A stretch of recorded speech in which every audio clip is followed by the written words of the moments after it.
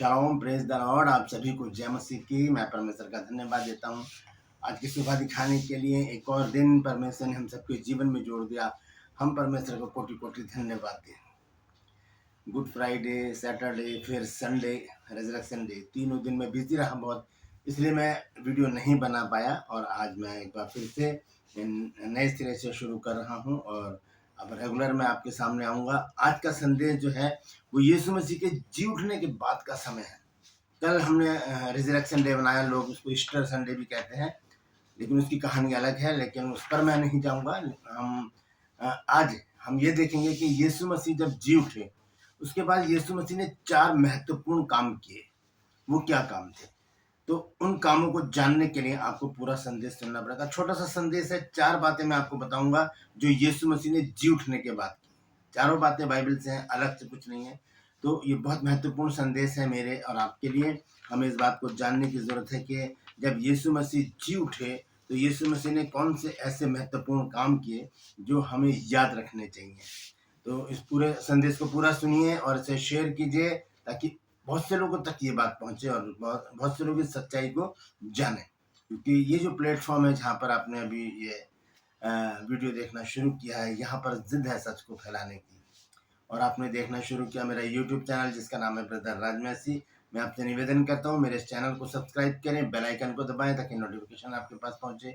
नया वीडियो, नई जानकारियाँ बिना व्यवधान, बिना रुकावट आपके पास पहुंच जाए। मेरे वीडियोस को लाइक कीजिए और शेयर कीजिए और कमेंट्स बॉक्स में आकर मुझसे ज़रूर बातचीत कीजिए।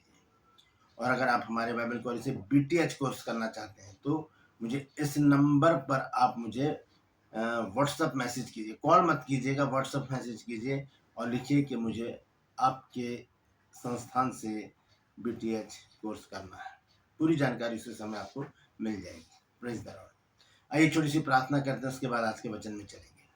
प्रभु जी, मैं धन्यवाद देता हूँ आज की सुबह दिखाने के लिए और विनती करता प्रभु आज के वचन को भी शेयर करने में मेरी मदद सहायता कर। मेरे होठों को, मेरे दिल दिमाग को छू कर ब्लेस कर। मेरी आत्मा और मेरा शरीर तेरे ही कब्जे में रहे, ताकि बोलने वाला मनुष्य नहीं बल्कि तेरा आत्मा हो। जो भी गुड़ भेद की बातें आज के वचन में छिपी हैं प्रभु, वो हम पर प्रकट करना, ताकि हम उन बातों को जाने और उन्हीं के अनुसार अपने जीवन को व्यतीत करने वाले बन जाएं। जितने भी लोग इस वचन को देख रहे हैं, सुन रहे हैं, सब पर मैं तेरी आशीष बोलता हूँ। हर एक को आशीषित कर, हर एक के रोग, बीमारी, चिंता, परेशानियां, दुख, तकलीफें अपने सामर्थ्य नाम के द्वारा दूर कर दे। प्रभु यीशु के नाम से मांगता हूँ, आमीन। Praise the Lord. तो आइए आज के संदेश को शुरू करेंगे और हमेशा की तरह मैंने आज सारी वर्सेस जो हैं इस पेपर पर लिखी हैं, तो मैं आपको जल्दी से सारी बातें बताता हूँ। तो आज का संदेश है प्रभु यीशु मसीह के जी उठने से स्वर्गारोहण तक के 4 खास काम। ये 4 खास काम क्या है ये आज हम जानेंगे। तो सबसे पहला काम क्या है? अपने जीवित होने का प्रमाण देना कि मैं जीवित हो चुका हूँ। क्योंकि ऐसे तो कोई भी यकीन नहीं करेगा, क्योंकि जब यीशु मसीह संसार में आए थे तब भी यीशु मसीह को एक आश्चर्य क्रम दिखाना पड़ा। जब वहाँ पर गलील के काना में यीशु मसीह ने जब एक विवाह में पानी को दाखरस बनाया था, तो वो एक प्रमाण देना जरूरी हो गया। यहाँ पर भी जी उठने के बाद यीशु मसीह को प्रमाण देना जरूरी हो गया कि मैं जीवित हो चुका हूँ। और इसी संदर्भ में थोमा से भी यीशु मसीह ने कहा कि मेरे पंजर में उंगली डाल और विश्वासी बन। और फिर यीशु मसीह ने एक बात कही कि तू देखकर विश्वास करता है, लेकिन धन्य है वो जो बिना देखे मुझ पर विश्वास करते हैं। यानी कि मैं और आप, हमें धन्य कहा है यीशु मसीह ने। तो सबसे पहला जो मैं आपको बता रहा हूँ वो है अपने जीवित होने का प्रमाण यीशु मसीह ने दिया लोगों को। प्रभु यीशु मसीह ने कई लोगों को दर्शन देकर ये सिद्ध किया कि वो सच में जीवित है। अपने दर्शन दिए बहुत से लोगों को, 500 लोगों को एक साथ देखे, अपने भाइयों को भी दिखे और बहुत से लोग जो रास्ते में जा रहे थे उनको दिखे, स्त्रियों को दिखे। यीशु मसीह ने अपने आप को प्रकट किया। तो हम देखते हैं एक वचन, प्रेरितों के काम 1 अध्याय उसका 3 पद में क्या लिखा है। यहाँ पर लिखा है कि और उसने दुख उठाने के बाद बहुत से प्रमाणों से अपने आप को उन्हें जीवित दिखाया और 40 दिन तक उन्हें दिखाई देता रहा और परमेश्वर के राज्य की बातें करता रहा। 40 दिन तक जी उठने के बाद यीशु मसीह 40 दिन तक पूरे वहां पर उस क्षेत्र में घूमते रहे, लोगों को अपने आप को प्रकट किया कि मैं तीसरे दिन, अपने वचन के अनुसार मैं तीसरे दिन मुर्दों में से जी उठा। तो इसका ये संदेश हमारे पास आता है कि हमारा विश्वास कल्पना नहीं है, मतलब एक सोच नहीं है, कल्पना नहीं है, एक ख्याल नहीं है, बल्कि जीवित सच्चाई पर आधारित है। हमारा विश्वास एक जीवित सच्चाई पर आधारित है। और वो जीवित सच्चाई क्या है? यीशु मसीह मारे गए, गाड़े गए, तीसरे दिन मुर्दों में से जी उठे और स्वर्ग में चले गए, और वहां से जिंदों और मुर्दों का इंसाफ करने को फिर से आने वाले हैं। तो ये हमारा विश्वास कैसा है? ये कल्पना नहीं है, ये सोच नहीं है, हमारे सपना नहीं है, ये एक जीवित सच्चाई पर आधारित हमारा विश्वास है। उसका जो जड़ है, उसका जो बेस है, वो ये है कि यीशु मसीह आज भी जीवित है, जीवित था, जीवित रहेगा। Praise the Lord. दूसरा जो पॉइंट है वो है चेलों को शिक्षा दी और समझाया। यीशु मसीह ने जी उठने के बाद भी चेलों को समझाया, उन्हें शिक्षा दी। उन्होंने परमेश्वर के राज्य की बातें सिखाई और पवित्र शास्त्र का अर्थ खोला।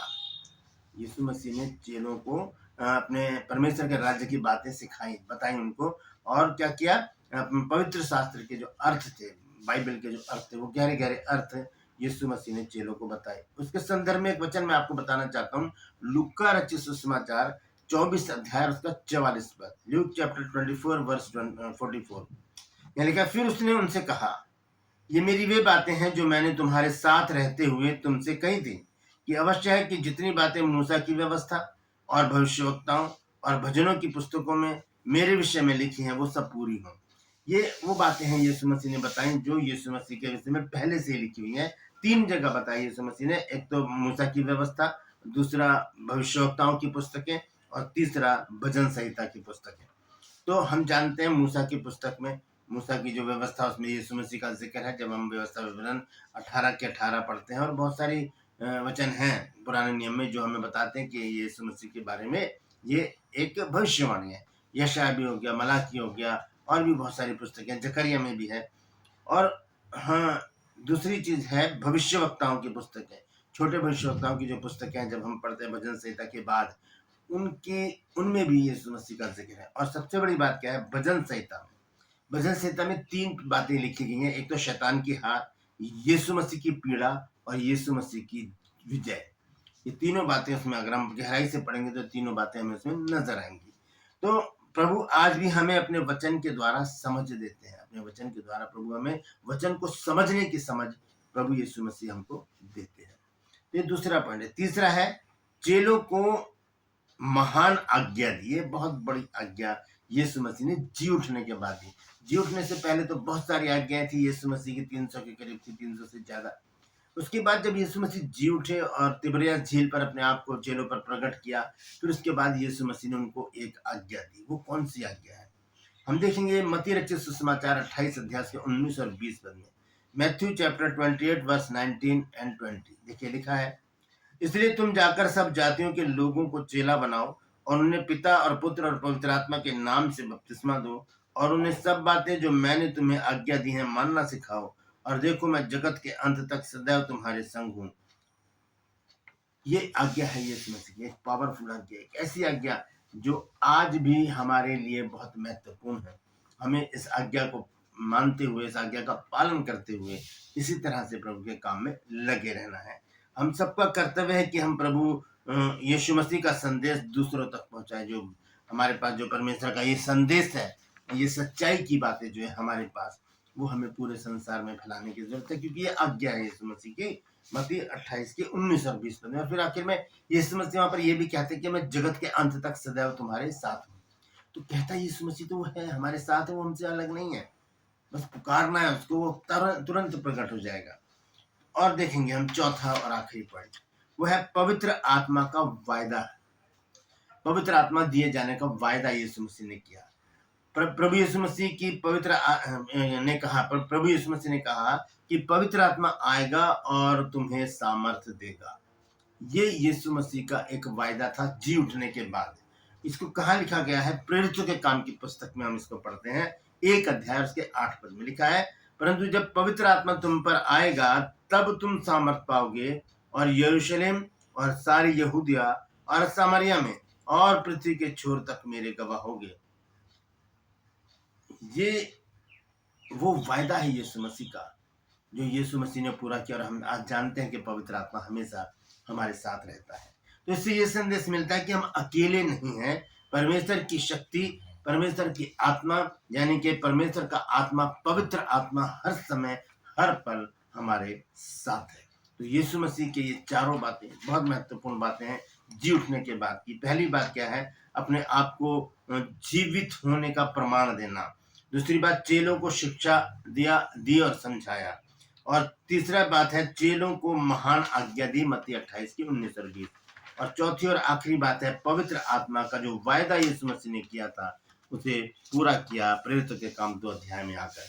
तो हम परमेश्वर को धन्यवाद देते हैं कि परमेश्वर ने इन सारी बातों को हमें समझाया है। ये 4 बातें हमने देखी हैं कि यीशु मसीह ने क्या किया जी उठने के बाद।